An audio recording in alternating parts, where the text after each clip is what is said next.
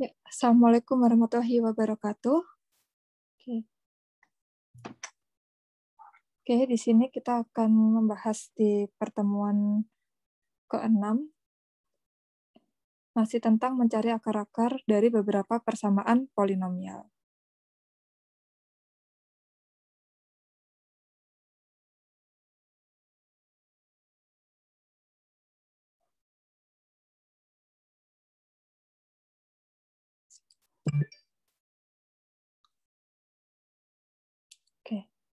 Oke.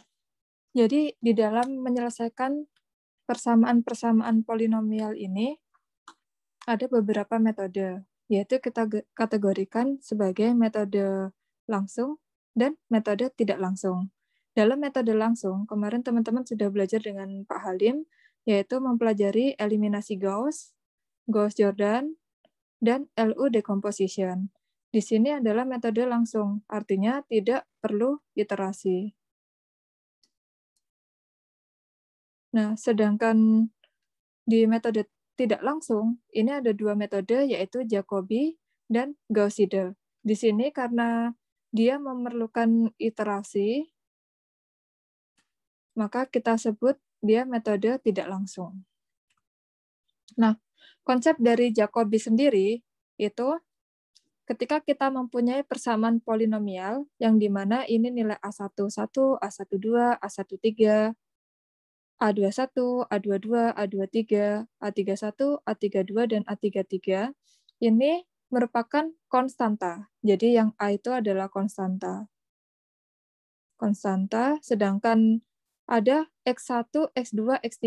Nah, ini sama ya, X1, X2, X3. Ini adalah variabel.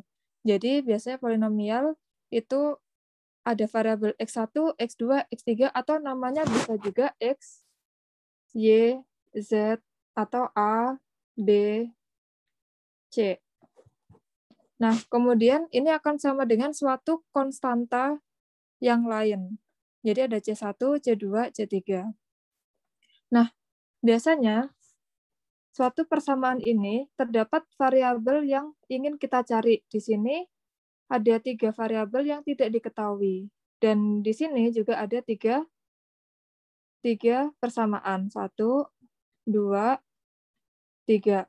Kalau misalnya ada 3 persamaan dan 3 variabel yang tidak diketahui, maka biasanya ini degree of freedom-nya adalah 0. Kalau masih ingat zaman ATK ya, ATK 2, analisa degree of freedom, maka ketika kita punya 3 equation dan 3 variabel yang tidak diketahui, maka degree of freedom-nya itu 0. Artinya, ini itu matriksnya bisa kita artikan, kita bisa convert persamaan ini itu ke dalam matriks N kali N. Karena ada 3 konstanta, ada 3 baris konstanta, dan 3 kolom konstanta. Ini N kali N. Nah, di dalam konsep Jacobi, persamaan 1 itu kita desain untuk mencari salah satu variabel. Di sini bisa jadi untuk mencari variabel X1. Kemudian di persamaan kedua, kita bisa gunakan untuk mencari variabel kedua. Di persamaan ketiga, kita gunakan untuk mencari variabel ketiga. Nah, cara mencari variabelnya gimana? Cara mencari variabelnya hampir sama seperti successive approximation. Jadi, yang selain suku yang kita cari, itu dipindahkan ke kanan semua.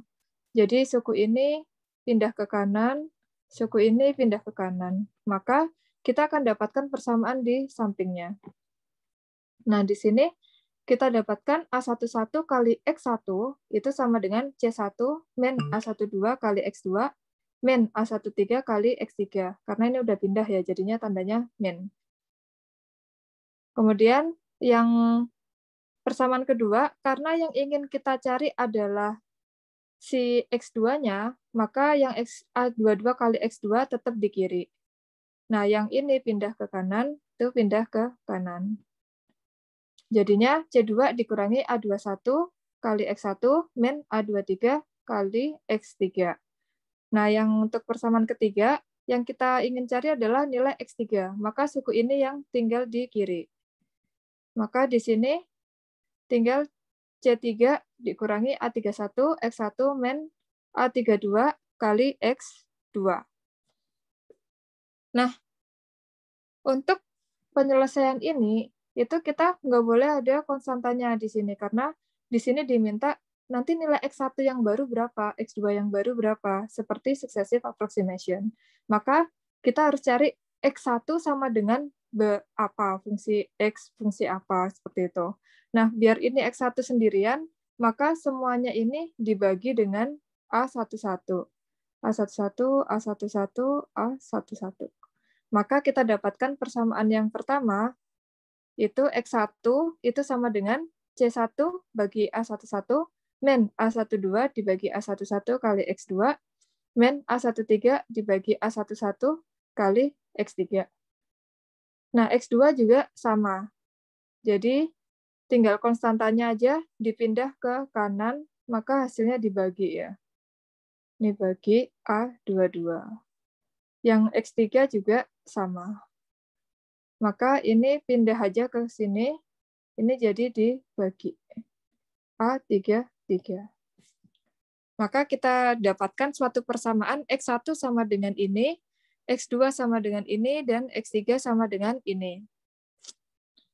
Ini kalau misalnya persamaannya kita ubah dalam bentuk matriks, maka kita bisa tuliskan seperti ini. A11, A12, A13, A21, A22, A23, A31, A32, A33.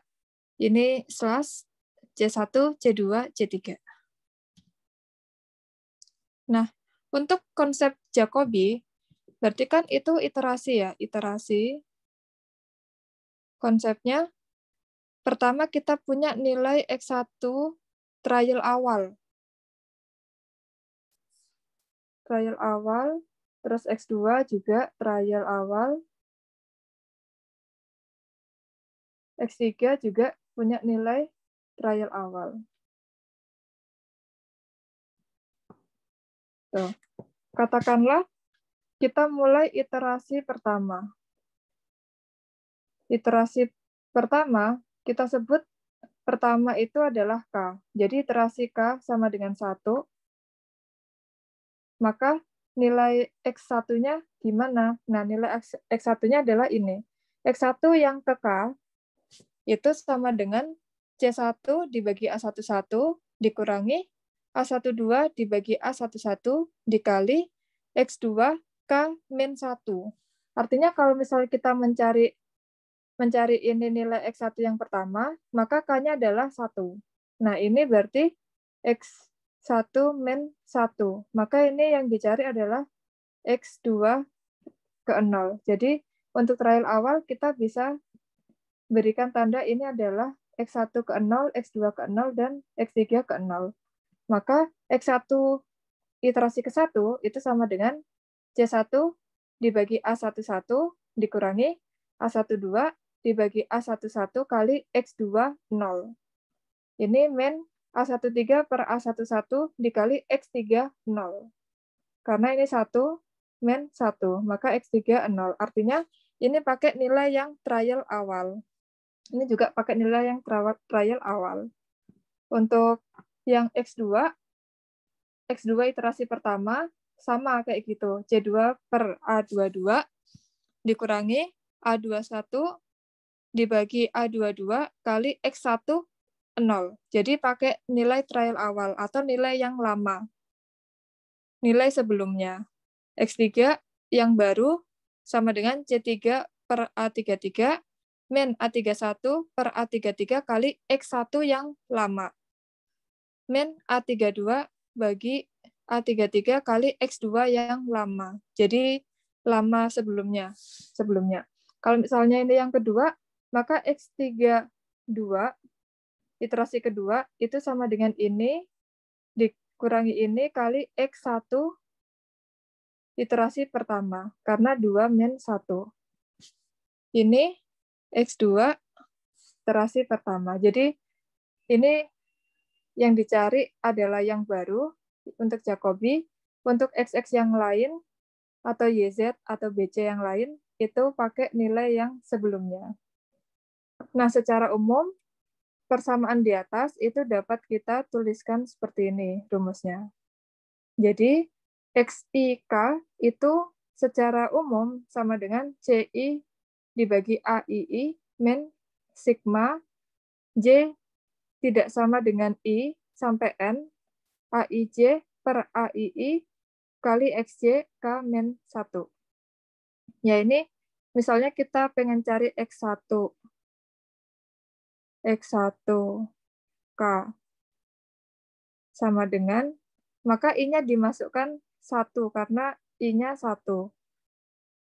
Ini sama dengan 1, maka ini C1 kali dibagi A11 dikurangi J tidak sama dengan I.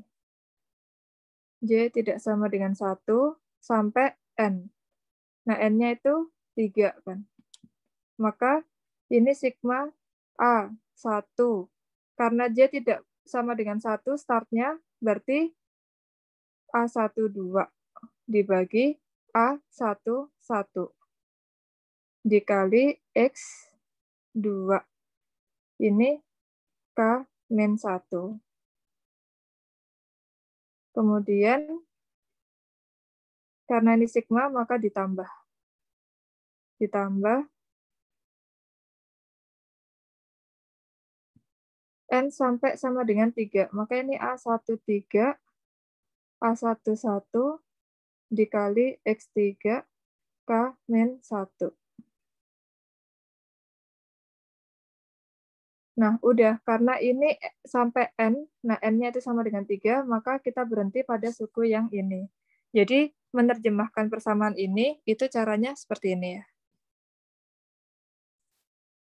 Nah, untuk algoritma Jacobi, itu pertama masukkan matriks A, matriks B, dan ukuran N-nya. Kemudian tentukan batas maksimal iterasi, tentukan toleransinya, kemudian tentukan nilai awal X1, XI, kemudian I sama dengan 1 sampai N, kemudian XI-nya sebagai SI untuk I sama dengan 1 sampai N.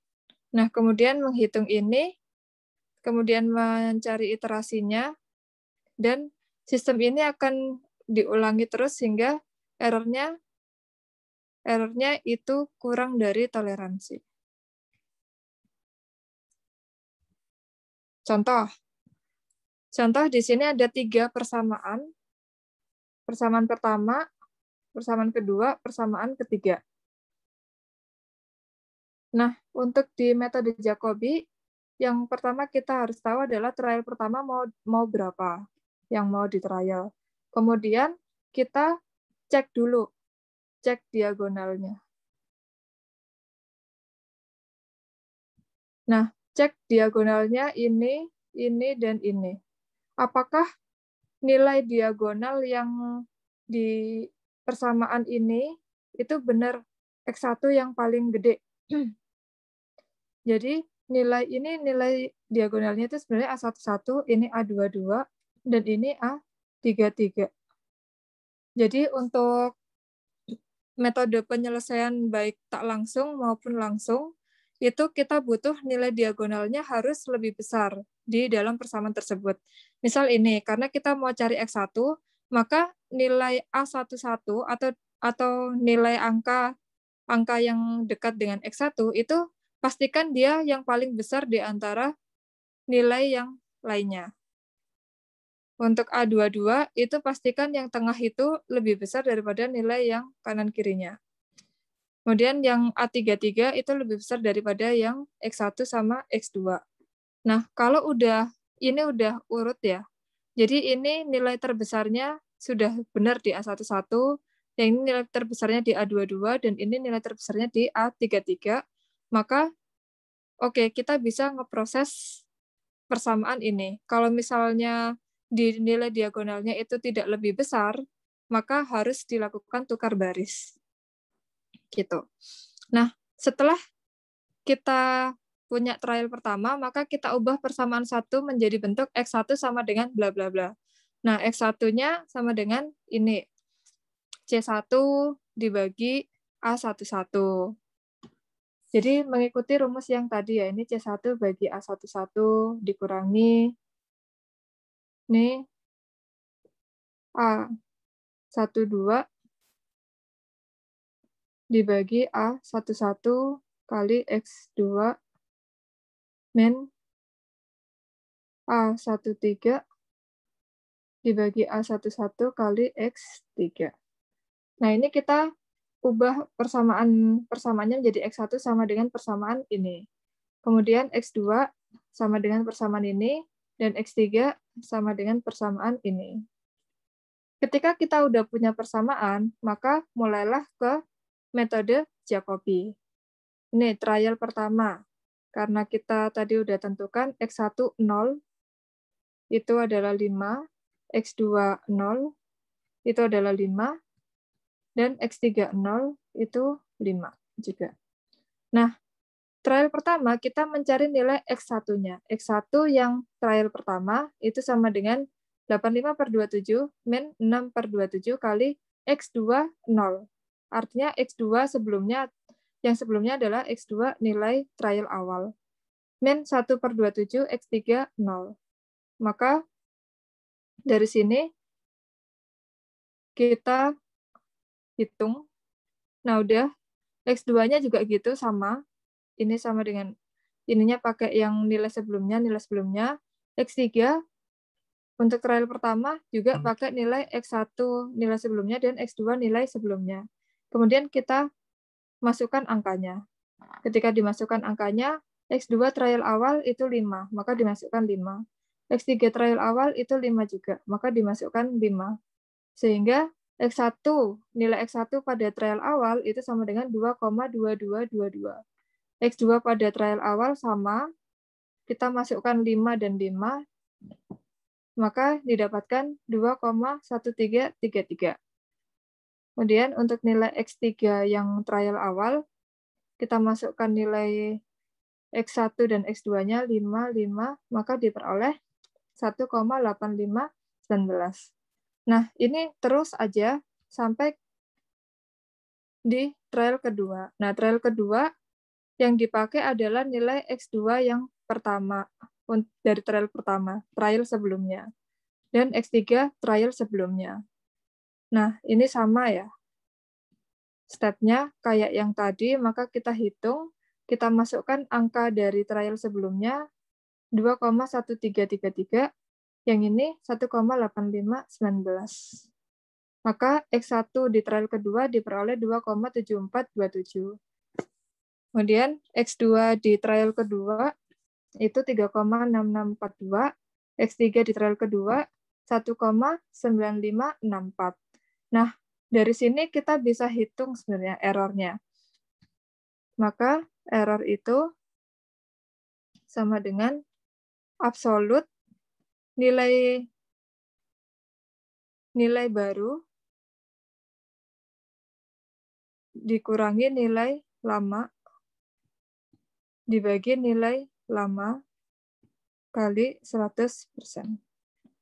Kalau ini persen error ya. Kalau misalnya error aja, ya pakai ini aja. Ini error. Nah, jadi dari sini kita bisa hitung. Maka ini kita lanjutkan iterasi ini, iterasi ke-0 ya. Karena trial awalnya adalah 5. Iterasi ke-0, 5, 5, 5. Iterasi pertama, 2, 3, 4, 5, 6, 7. Nah, ini dari hitungan tadi kita dapatkan seperti itu. 2,22, 2,1333, 1,85. Nah, kemudian errornya itu kita hitung dari absolut X1 baru dikurangi X1 lama dibagi X1 lama. Nah, untuk yang error X2, maka pakainya X2. X2 baru dikurangi X2 lama dibagi X2 lama. Yang ini maka pakainya X3. X3 baru, X3 lama, X3 lama. Nah, ini adalah error masing-masing. Ketika kita mengerjakan Jacobi, maka toleransi itu harus lebih besar daripada error. Maka di sini ini 0, masih didapatkan errornya 0,555, ini 0,57 dan ini 0,6296. Maka ini perlu kita teruskan ke iterasi kedua sampai toleransinya sesuai dengan yang kita harapkan. Kalau dalam case toleransi itu 0,001, maka kita perlukan sampai 7 iterasi. 7 iterasi itu kita peroleh sebagai berikut. Nah, ini pastikan ketiga-tiganya memenuhi toleransi.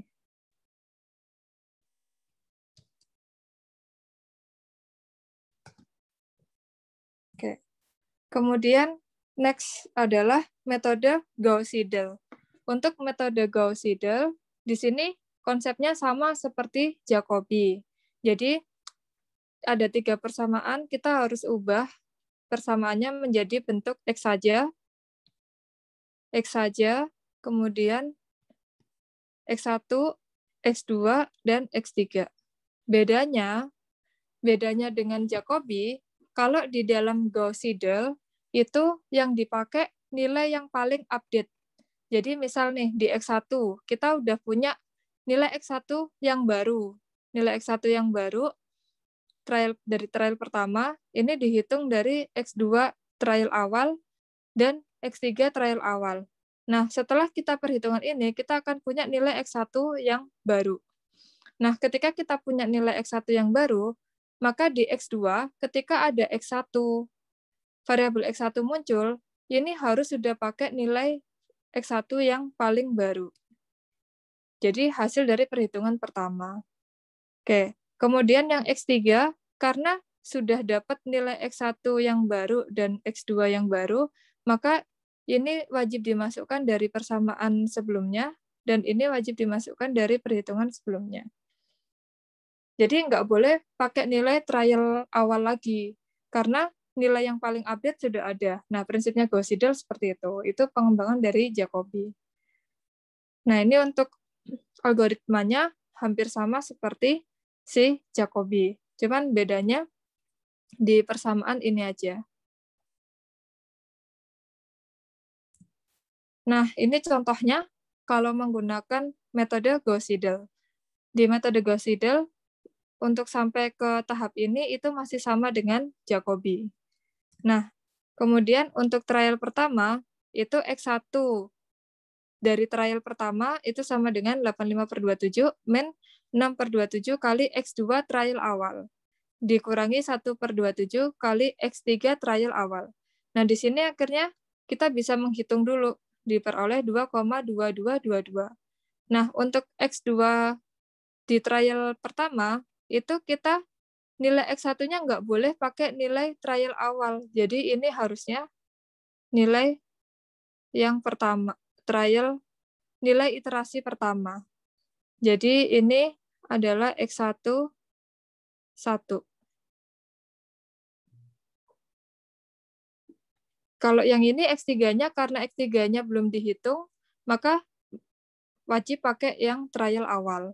Nah, setelah kita masukkan, maka X2-nya X2-nya sama dengan ini. Nah, X1 dari hasil perhitungan awal itu kita masukkan di sini. Jadi sudah bukan 5 lagi. Kalau di Jacobi ini masih dimasukkan trial awal ya 5 gitu. Kalau di Gauss-Seidel itu up to date. Nggak kudet kayak Jacobi. Nah, terus ini dihitung maka ketemunya 3,2444. Maka kita punya nilai X1 yang baru dan X2 yang baru. Nah, di persamaan ketiga itu X3 yang baru sama dengan X1 ini 1 ya. X1 1, ini X2 1. Jadi, ini kita masukkan dari nilai ini. Karena yang paling up to date. Maka kita masukkan diperoleh X3-nya adalah 1,9358. Untuk iterasi kedua sama. Jadi ini masih nilai X1, X21, dan X3 ke 1. Maka ini masih nilai yang lama, tapi setelah ini kita sudah dapat nilai yang up to date untuk X1. Maka ketika X2 di iterasi kedua, itu berarti nilai X1-nya yang udah dimasukkan adalah nilai X1 kedua, bukan X1 ke 1. Karena harus up to date. Ini X3 ke 1 karena nggak ada yang lebih update kan, kayak gitu. Nah ya udah, dari sini kita hitung X2 yang paling update itu 3,5424. Kemudian X3 yang trial kedua atau iterasi kedua itu kita masukkan nilai yang paling update, X1 iterasi kedua dan X2 iterasi kedua.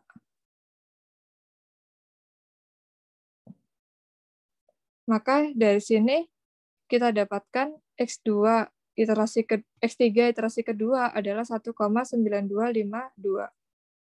Nah, untuk selanjutnya diteruskan dalam bentuk tabel seperti ini. Ini trial ke 0, 1, 2, 3, 4, 5, 6, 7. Maka dari sini, kalau misalnya toleransinya itu adalah 0,01, maka sebenarnya perhitungan sudah bisa berhenti di sini. Karena semuanya sudah memenuhi kurang dari 0,001.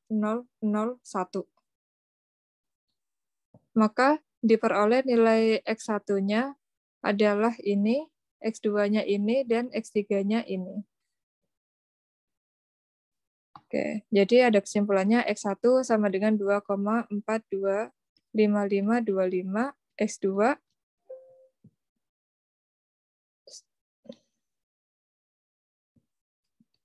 X2 sama dengan 3,57,